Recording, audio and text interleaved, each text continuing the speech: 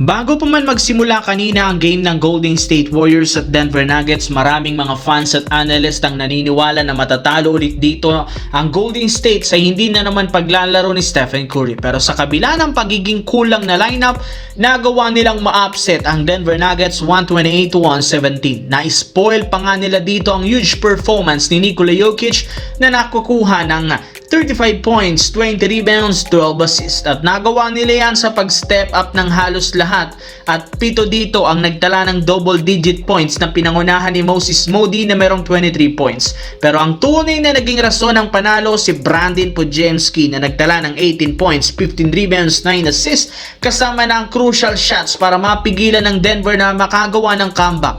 Kaya mukhang pinapatunayan ngayon ni Podziemski siya talaga ang pinaka-deserving na player na papalit sa pwesto ni Stephen Curry matapos ang kanyang ginawang all-around performance ngayong araw para maiwasan ang pagbagsak. Samantala, dito naman, dahil nga sa sobrang pag-struggle ng Los Angeles Lakers sa umpisa lalo sa second half, natalo at natambakan sila 111-89. Maliban kina Luka Doncic na merong 25 points at si LeBron na merong 20 points, wala na nga silang ibang player na nag-ambag sa laro. Kaya kahit man nakagawa si LeBron ng bagong record bilang kauna-unahang player na nakagawa ng 43,000 career points, hindi pa rin naman naging maganda ang kanilang team, ang kanilang naging laro ngayong araw.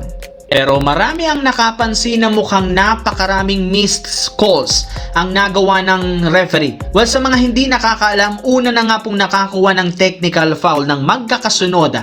Si Marcus Smart, sumunod si Austin Reeves, sumunod si Coach Redick dahil sa pagre-reklamo nila at pag-question sa mga missed calls. Una, ang dalawang goaltending. Ang layup ni LeBron na tumama na sa board at ang hawakan ng sentro ng Celtics ang ring sa floater ni DeAndre Ayton. Malinaw, goaltending nga. Sumunod ang push-off ni Peyton Pritchard kay Vanderbilt na nagresulta ng ankle breaker. At sa pagtatapos, aminado ang crew chief, missed calls silang naitawag at marami ito. Dahil sa missed calls, nasira ang momentum ng Lakers para makapag-comeback.